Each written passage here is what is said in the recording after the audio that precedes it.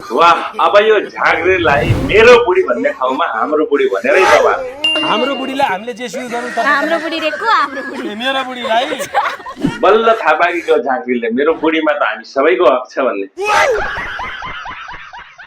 हुँदा हुँदा बुढाबुढीलाई यति भाइरल हुने मन छ कि अहिले त यिनीहरूकै तमासा छ नेपालमा। नमस्कार, म टेकराज, हजुरहरू कस्तो हुनुहुन्छ?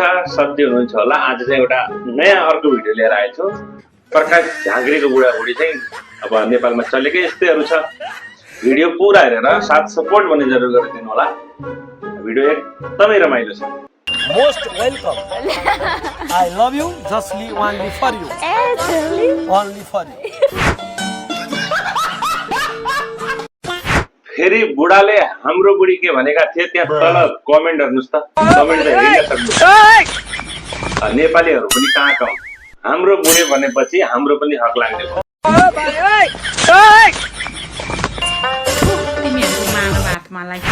अब पारा यस्तै हो।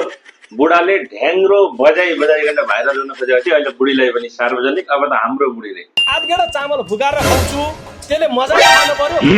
भन्दा उतापट्टि त्यो संसार देख्न पाउँदैन। अब नेपालको संस्कृति, नेपालको धर्म कर्म सबै मान्नुपर्छ, बचाउनुपर्छ भन्ने मान्छे आज आफ्नै घरको बुढी, आफ्नै घरको इज्जत लिएर यो बजारमा हेर्नुहोस् त। मेरी बुढीलाई अब राम्रोसँग हिरोनी तपाईँहरूले बनाइदिनु। अरू कुरो थाहा भन। हिरोनी बनाइदिनु पर्यो भनेर चाहिँ मिडियालाई जिम्मा लगाउँदैछन्। म त सक्दिनँ। म ढ्याङ्ग्रो बजाइराख्नुपर्छ। अब तिमी ढ्याङ्ग्रो बजाऊ, तिम्रो बुढीलाई चाहिँ कसले बजाउने हो? म चाहिँ किन भन्छु भने म चाहिँ अब यसरी म म्युजिक भिडियो खेलेर हिँड्दिनँ। अब मेरो बुढीलाई चाहिँ जसले खेलाए पनि अस्ति भर्खरै एउटा गीत खेलेर थोरै पैसा ल्याएर दिनुभएको थियो। 50 चोटिमा आइसक्नुभयो। अच्छा है त्यो अब उहाँलाई जति दिनु उहाँलाई दिनुहोस् होइन, मलाई चाहिँदैन। कौन है ये लोग? कहाँ से आते हैं? होइन, यो बुढालाई बुढी सम्हाल्नै गाह्रो भयो कि के हो? यस्तै पारा भने थुप्रैले मसार्न पाउने भए झाँक्रीको बुढीलाई।